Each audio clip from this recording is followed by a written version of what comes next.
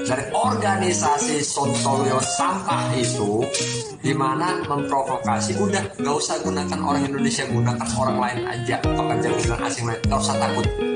Indonesia di sana namanya bersinar. Kenapa saya ngomong begini? Saya udah survei ke lapangan, di mana memang banyak sekali majikan tawon itu membutuhkan orang Indonesia karena kultur orang Indonesia ini kalau jaga akong, disuruh buang sampah, disuruh ngepel dan lain sebagainya, mereka manut. Kalau orang Filipina sama Vietnam belum tentu, ngerti ya, belum tentu guys. Makanya tetap aja butuh Indonesia. Kalau diajak Indonesia juga butuh. Kalau tawar-tawaran sama BP2 nih, kagak berani kan? Kagak berani. Dinaikin 20 ya manut. Akhirnya ketok palu. Selamatlah kalian CPMI yang menunggu lama di Indonesia, akhirnya bisa terbang kembali. Ini namanya tawar-menawar bro, harga diri, ya kan? Untuk kita gengsi dan juga dibebaskan, alhamdulillah. Pelan-pelan digojok lagi nanti. Entah dia penempatan, ya kan? Masih panjang. Kalau bisa, semestinya tuh dari informal dimasukin ke undang-undang formal. Ini akan lebih baik lagi. Tunggu, pelan-pelan. Sudah ketok palu kah? Sudah. Dan CPMI bertanggal berapa? Tanggal 7 hari ini sudah bisa mulai diproses kembali.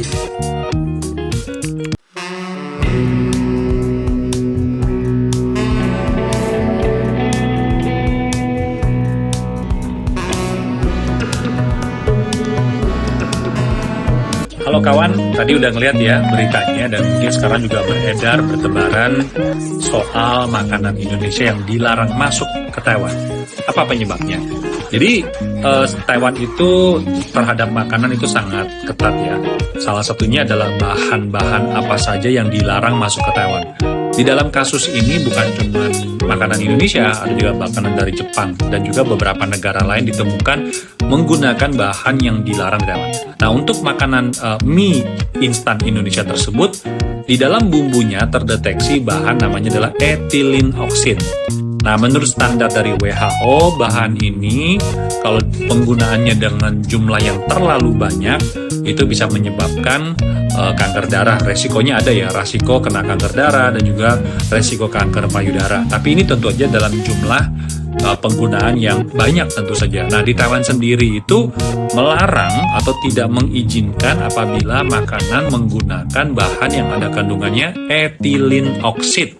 Jadi bukan mie-nya yang bermasalah, tetapi adalah bahan pengawet yang digunakan di dalam bumbu tersebut. Jadi jangan sampai kita menyebarkan, wah makanan Indonesia ternyata berbahaya. Nggak juga guys ya. Oke, jadi semoga saja informasi ini bermanfaat dan jangan salah membaca berita. Semoga bermanfaat. Peace. Wow, gaji perawat rumah tangga naik jadi 20.000. Halo kawan, kembali lagi bersama dengan aku.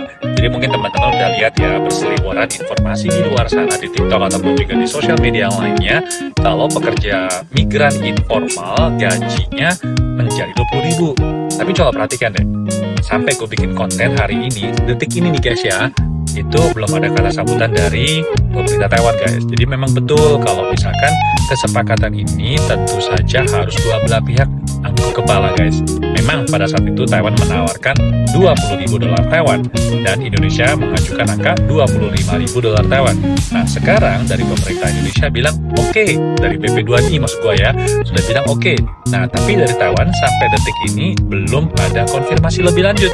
Jadi yuk kita sabar, kita tunggu dan kita doakan supaya benar-benar terlaksana. Lalu bagi yang sudah ditahu, teman-teman, apakah 20.000 sudah oke? Nah, ini penjelasan yang pengen gue sharing ke kalian teman-teman. Ini adalah pers release yang dikeluarkan oleh Kementerian Tenaga Kerja Taiwan. Dalam pers release ini dikeluarkan tanggal 7 Juli 2022, isinya kira-kira begini. Jadi, di Kementerian Tenaga Kerja mengundang Komite Dana Stabilisasi Ketenagakerjaan di Taiwan. Dalam pertemuan tersebut, komite tersebut menyampaikan bahwa ada beberapa hal yang terjadi berkaitan dengan kenaikan upah. Ada minta soal kenaikan upah, guys. Jadi dalam negeri itu sudah ada suara-suara seperti ini dari lokal sendiri ya. Nah, hal ini disebabkan karena apa? Misalkan karena memang sekarang Taiwan kekurangan pekerja, ya gara-gara pandemi. Terus udah gitu memang sudah lama tidak lakukan penyesuaian soal kenaikan gaji ini.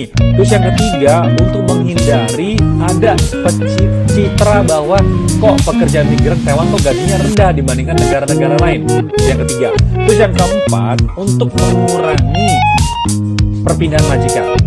Jadi maksudnya pekerja ini pindah majikan dari informal ke formal. Tujuannya apa? Karena mungkin di informal gajinya terlalu rendah. Nah, yang kelima itu adalah penyebabnya adalah untuk mengurangi jumlah keraburan.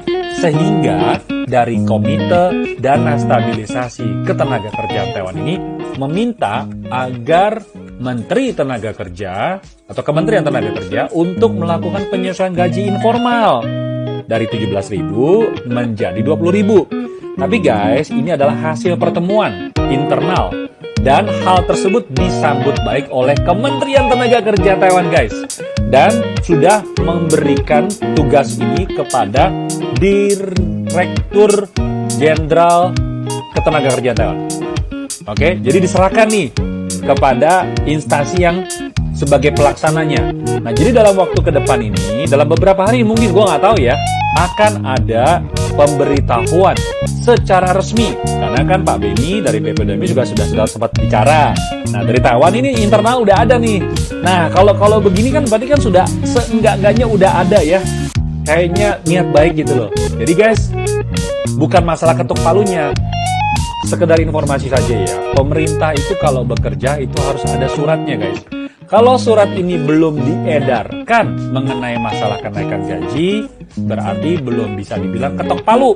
Please, jangan dong bikin konten katanya sudah ketok palu. Tapi mana suratnya? Sampai hari ini belum ada surat resmi dari Indonesia ataupun juga dari Taiwan, guys. Jadi sekedar informasi aja ya. Semoga bermanfaat dan kita berhati-hati pada saat bagi-bagi konten, guys. Gua tahu tujuannya baik, tapi tolong hati-hati dalam sharing supaya bisa mencerdaskan WNI di Taiwan. Semangat ya guys! Soal kenaikan gaji part 2. Loh, kok bisa ada part 2? Halo guys, kembali lagi bersama dengan Agung. Nah, sebenarnya surat ini atau press release ini cukup panjang ya.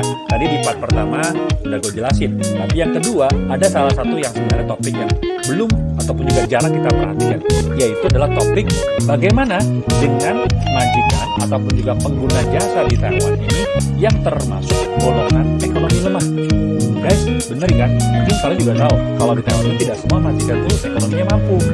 Aku yakin di tempat kalian, di sekitar kita, teman-teman yang datang bekerja di Taiwan juga merasakan, wah, aku pikir majikan di Taiwan kaya-kaya. Ternyata enggak juga. Ada yang mereka ekonomi itu pas-pasan banget. Nah, ini juga akan menjadi satu pertimbangan oleh pertimbangan pemerintah Taiwan, yaitu apa?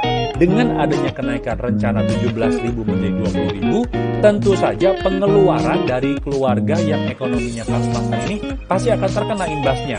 Tapi tenang saja, pemerintah Taiwan itu punya satu komite yang mengelola dana stabilisasi ketenagakerjaan Taiwan. Nah, dana inilah yang akan digunakan untuk mensubsidi keluarga lemah tersebut, sehingga beban dari keluarga dalam mempekerjakan atau merekrut pekerja migran asing sektor informal ini tidak terlalu berat.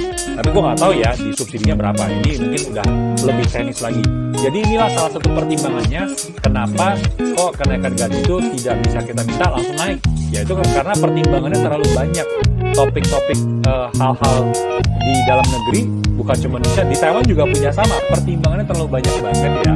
Jadi teman-teman sekalian, semoga saja dengan adanya press release ini kita semakin jelas. Jadi bukan artinya ketok palu guys, jadi harus sabar ya. Tadi di konten gue yang sebelumnya, semuanya harus bergantung kepada surat resmi. Jadi kalau tanpa ada surat resmi, harus sabar, oke? Jadi jangan cuma sembarangan bikin konten, malah bisa bikin orang menyesatkan, oke? Konten yang baik itu bisa mencerdaskan, konten yang salah itu dapat menyesatkan, oke? Semoga bermanfaat, kita ketemu lagi di live berikutnya atau di video berikutnya, oke? Salam optimis, sampai jumpa, bye-bye, peace! Terima kasih ya yang udah nonton. Nantikan videoku selanjutnya. Wassalamualaikum. Jangan lupa subscribe ya dan tekan lonceng notifikasi.